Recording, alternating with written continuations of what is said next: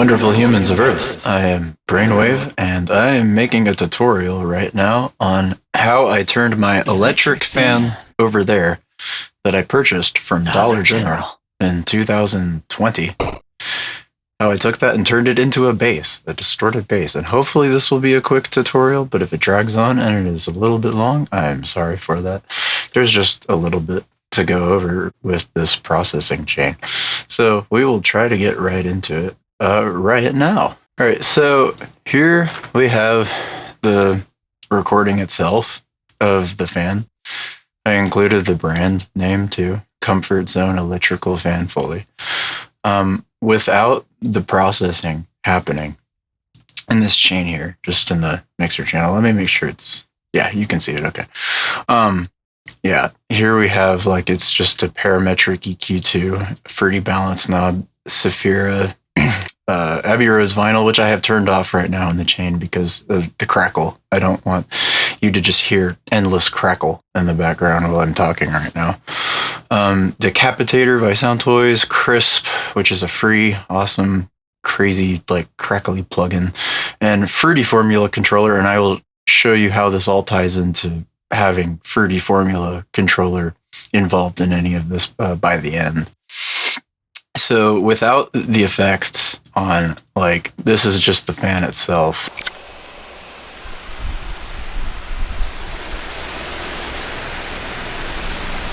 So you can hear the fan a little bit.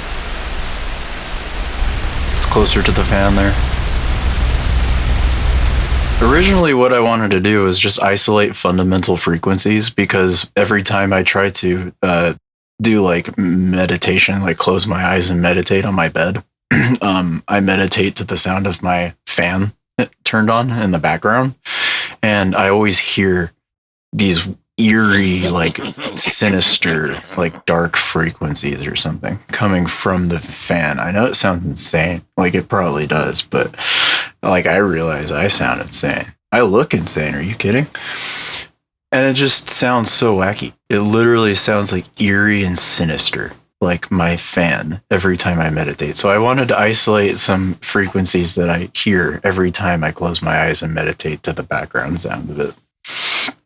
That was originally what I was planning to do. And then it ended up turning into a bass unintentionally. It ended up turning into this sound when all the effects are on. But here's the crazy thing. That's not all. Here we have Fruity Formula controller.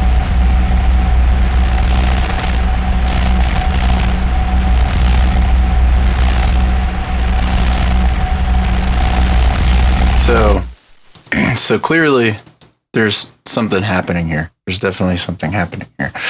I'm going to go over the chain now. So Fruity Parametric EQ2 is the first plugin on this chain.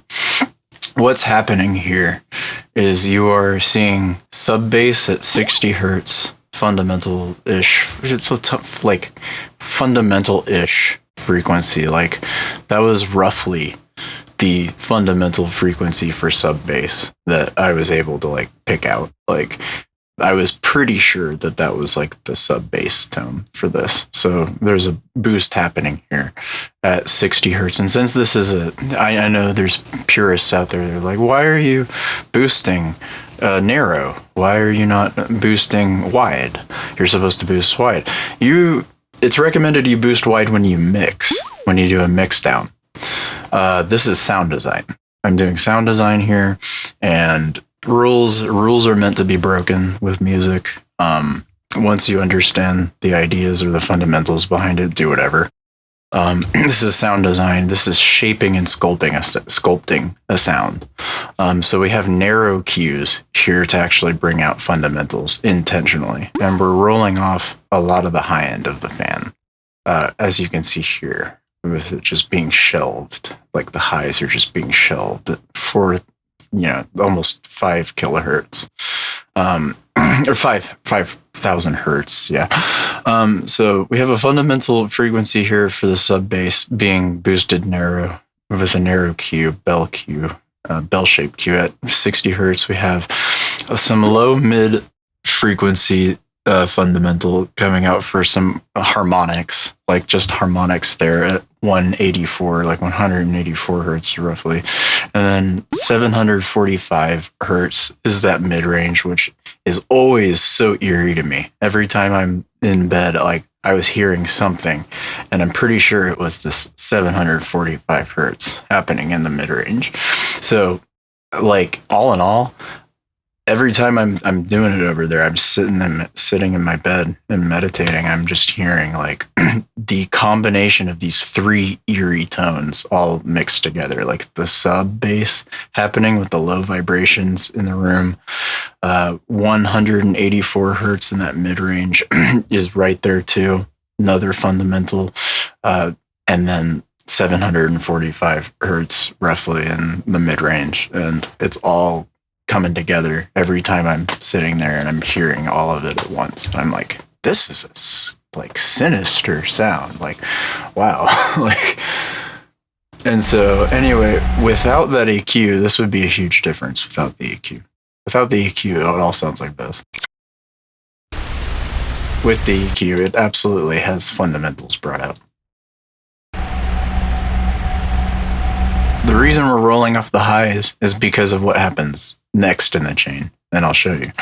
So fruity balance knob for gain staging purposes. I wanted to bring this back down, decrease it by negative 4.8 decibels after the EQ processing, because I wanted it to still retain a true peak level of, like, its true peak level integrity or whatever. I don't know. Like, I was told gain stage, so I was gain staging.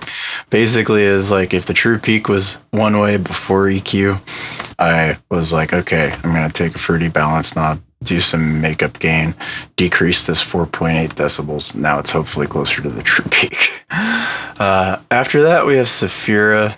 After that gain staging, this is where fruity formula controller starts happening. Is right here. We have the return of the edge harmonics section of Saphira being linked and routed to fruity formula controller knob A, knob letter A. So when we move the A knob and fruity formula controller closer to the left, the further left, the more return signal of the edge harmonic section of Saphira. The more to the right, the less return there is, or just zero return for the edge harmonics in Saphira. We have the E setting for harmonics mode, and we're rolling off a little bit of the super top end or whatever. This shelving here below 125 hertz is just, it was already default like that. I didn't feel like I needed to mess with it, to be honest. But there is a boost, a significant boost happening here. Like, we just have like this bell shape here around 14 hertz or so, but it's really actually boosting closer to right around here in like 8K, to be honest. It doesn't seem like it's actually doing as much to 14 or 15K as you would think. So you're only going to hear the effects of this. You're only going to hear what's happening with the edge EQ if the return signal is closer to being maxed out or up. Right now at 0 with knob A brought all the way to the right, you're actually not hearing anything happening with Saphira. There's nothing happening with Saphira when it's turned this way. Like, nothing with Saphira going on right now. It might as well just be completely dry or like turned off. And then when you move it this way, the return is being brought up.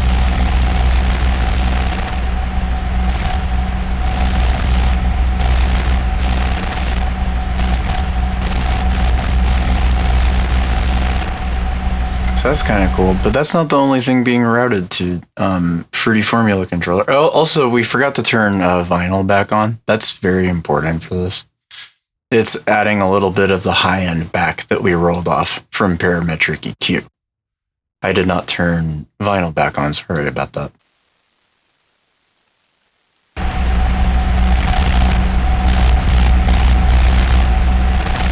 Very subtle, very in the background, very low amounts of crackle, actually.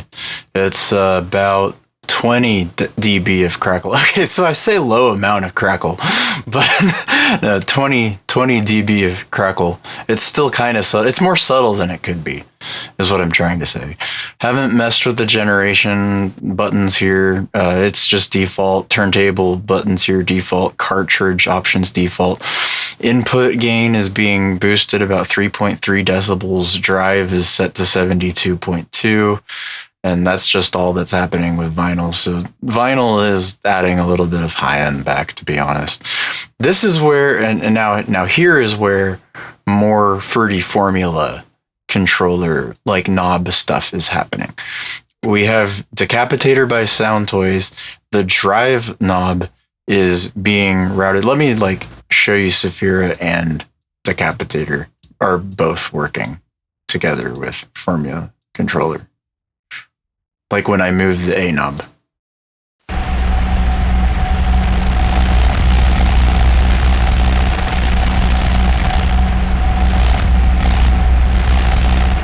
Like as you can see right now, the return edge, the edge return for Saphira, and the drive knob from Decapitator Sound by Sound Toys are both being linked to knob A and the Fruity Formula controller.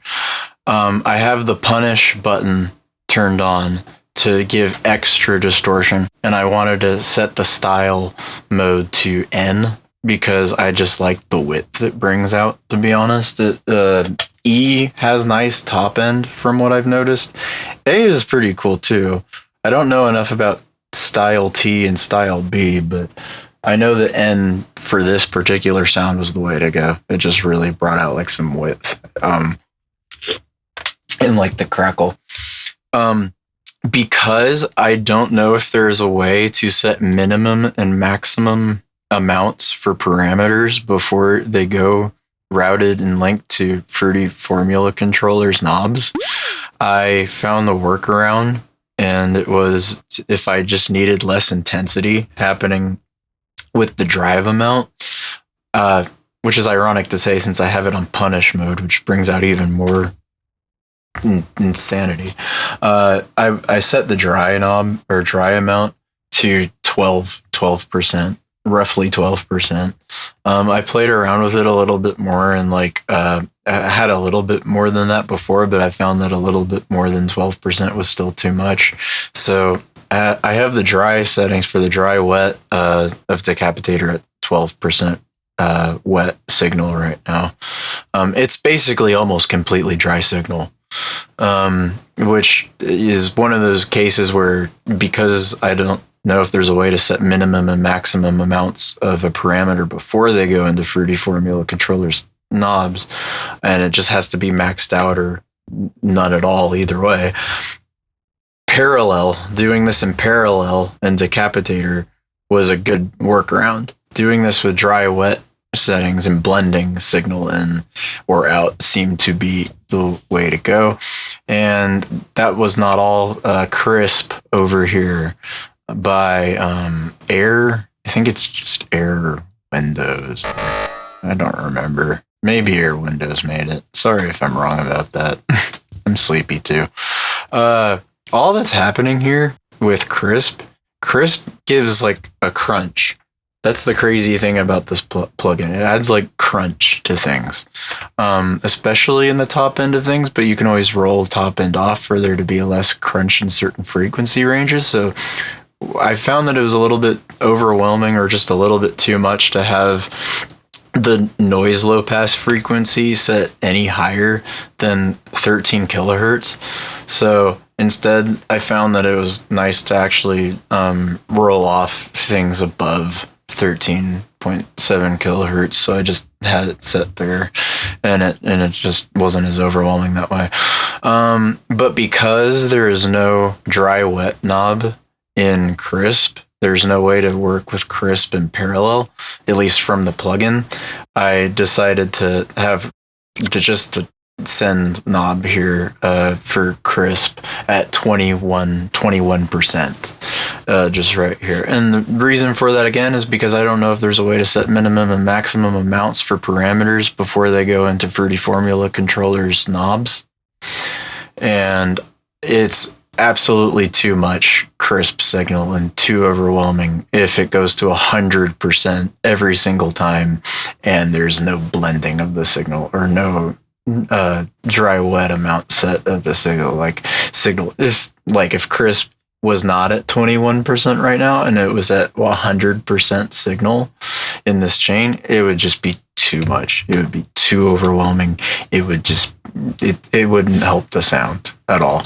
So crisp here, the amount is being linked to knob A as well. So 3 things overall are being linked to knob A in Fruity Formula controller. The edge harmonics in Saphira, which looks really pretty now. I don't know what happened to the GUI, but sorry about that if you can see that. Saphira looks beautiful. The edge harmonics amount for the return, that is being linked to Fruity Formula controllers knob A. The drive amount from Decapitator by Sound Toys is being linked to knob A, and the amount from Crisp is being linked to knob A. Those are the only 3 parameters being linked to knob A, and you can see when I move knob A, you can see it working in action.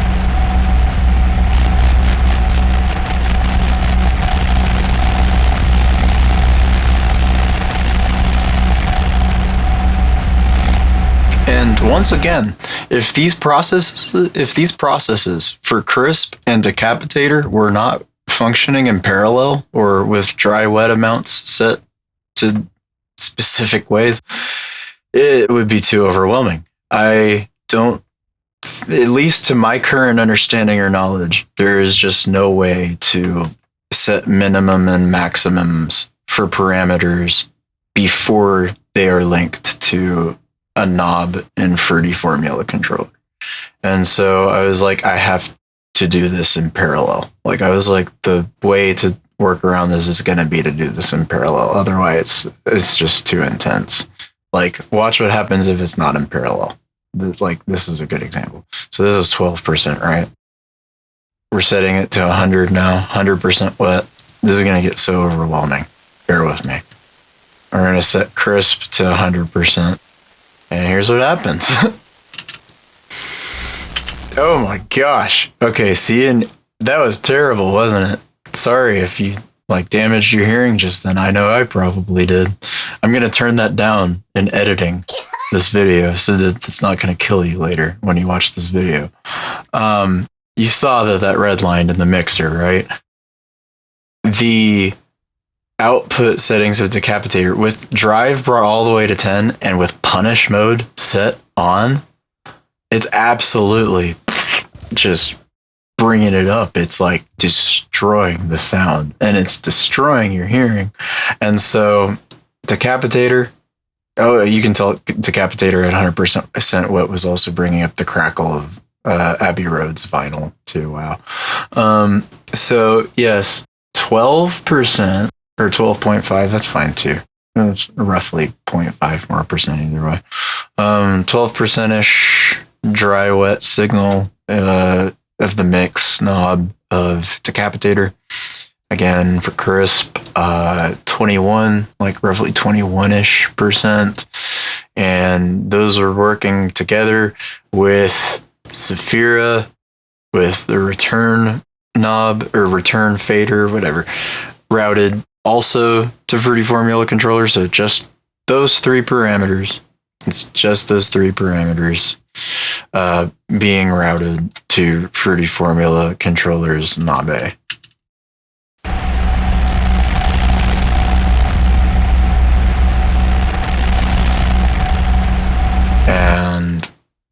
honestly, without fruity parametric EQ, this would be a huge difference.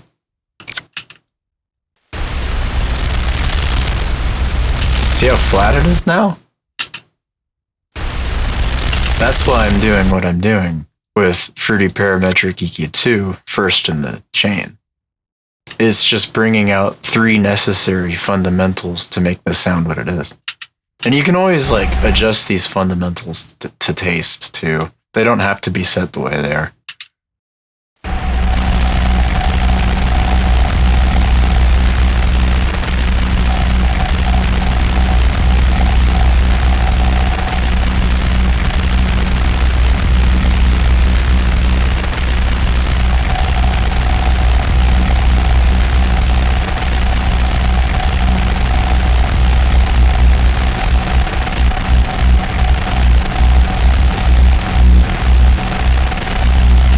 Just, you know, you can get crazy with it.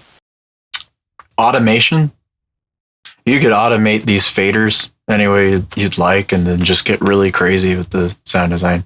Like, I liked how this sounded so much that I just saved this as a mixer chain or a mixer track channel template or state or whatever. And if you have these plugins to make it work, if you have these too, I know some of these are free. Crisp is free.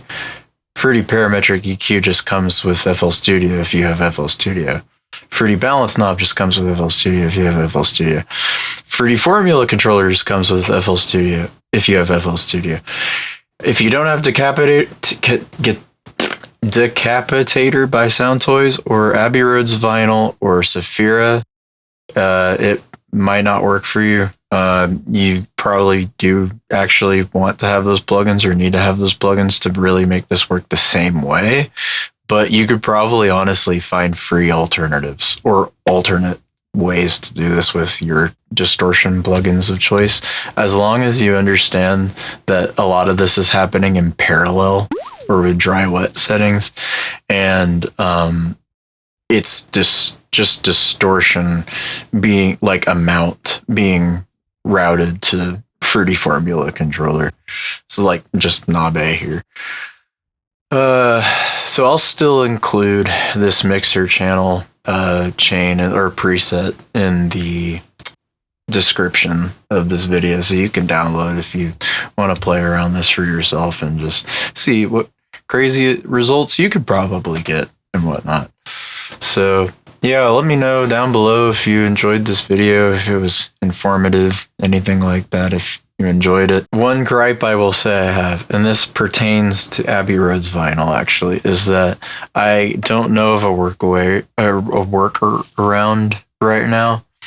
I don't know of a workaround to have more or less crackle amount set and a way to just have like no crackle, then only this much crackle if I were to route the crackle amount here in Vinyl to knob A and Fruity Formula Controller. So that is the entire reason I have not routed or linked the crackle amount of Abbey Road's Vinyl to knob A and Fruity Formula Controller. That would have been routed to knob A if I knew it would work, but it just doesn't work, at least in the way I currently can think to do it. I'm afraid to adjust the send signal of Abbey Road's Vinyl to be like more dry signal, I guess, right now, because I'm really like skeptical of phasing issues or phasing complications if I do that. Like, because I already have something like that happening with Crisp in the chain like this right now, and if I do that with Vinyl too, it's like that might be too much. We can still see if it'll work. Hold on.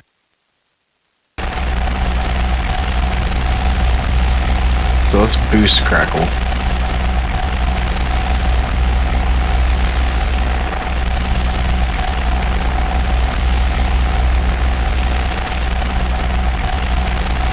And let's route crackle amount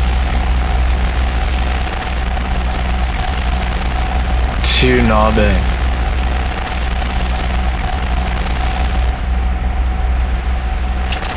Actually that might work. That might work. Assuming this doesn't sound like a phasey mess right now, that might work. Wow. Like...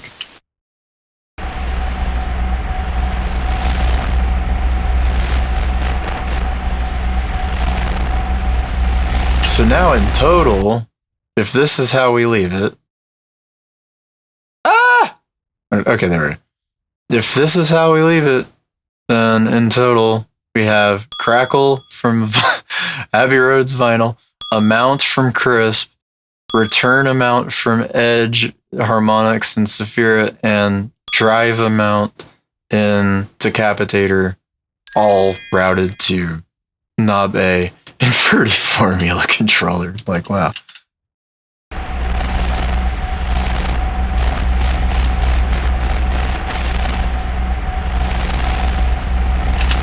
So yeah, I might even leave it like that, to be honest, and save the template or the mixer channel, mixer state like this, and send it, put it in the description of this video for you to download for free.